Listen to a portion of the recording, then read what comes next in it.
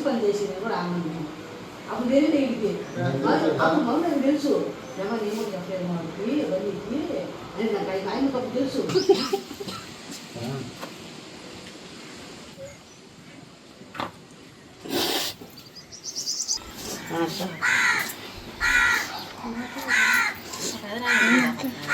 తర్వాత వారు కల్పించుకుని చెప్పేస్తారు.